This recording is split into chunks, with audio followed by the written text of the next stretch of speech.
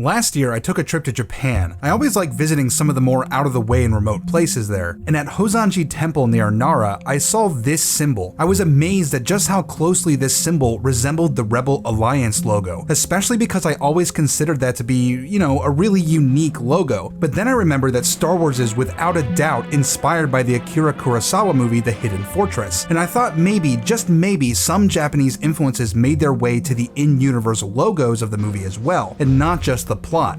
I searched high and low for the history behind this symbol, but to no avail unfortunately. I'll have to go back there and ask somebody. However, lots of Japanese family crests bear some resemblance to the Rebel Alliance logo. Most of them take the form of birds, curiously enough. Cranes most famously, as in the family crest of the Mori clan, but we also see phoenixes represented in a similar way. These symbols aren't obscure either. The logo of Japan Airlines, based on the Mori logo, also bears a striking resemblance to the Rebel Alliance symbol. The Alliance symbol is often referred to as the Starbird and canonically represents the phoenix. Now, even if the connection between the Rebel logo and Japanese family crest was accidental at first, I think it's really hard to argue that the creators aren't aware of the obvious parallels now. For instance, Sabine Wren's variant of the logo is more obviously bird-like and referred to as a phoenix on screen in Rebels. But the really unique look of the logo and its parallels to Japanese design make a pretty strong case for the original connection between the Rebel Alliance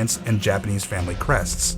But while digging into that, I found something that I personally think is nearly irrefutable, and it's in the Imperial crest. Now, how could something as rigid and unnatural as this be connected to ancient Japanese symbols? The original designer of these logos cites no specific inspiration behind the symbol for the rebellion, but says that the Imperial crest was inspired by 18th century fortifications. Now, he's probably talking about star fortifications as seen here, and there's something to be said there, the stark geometry, the hard lines, but when looking at the final logo, I think there's very little connection there, especially because there's a far more compelling explanation that I discovered. The connection begins with the Hidden Fortress. An antagonist of the film, General Hyoe Tadokoro, wears this symbol on his back. This symbol is known as a Genji Kuruma, and it represents the wheel of a cart. This is a well-known symbol in Japan and can be seen on clothing even today. There are versions of this emblem with 12 spokes, as seen in the Hidden Fortress, 8 spokes, and 6 spokes. The 6-spoke variant jumped out at me. Look at this. If we remove these rectangular bits, well, what does that look like? With just a little bit of adjustment, it's nearly exactly the Imperial crest. Literally every corner and edge is accounted for. This is no mere passing similarity. I think it's far more likely that George Lucas asked the designer to base the Imperial crest on the antagonist symbols from the movie that he was drawing so much inspiration from. After all, the prominence of faction-based symbols is extremely important in the Hidden Fortress.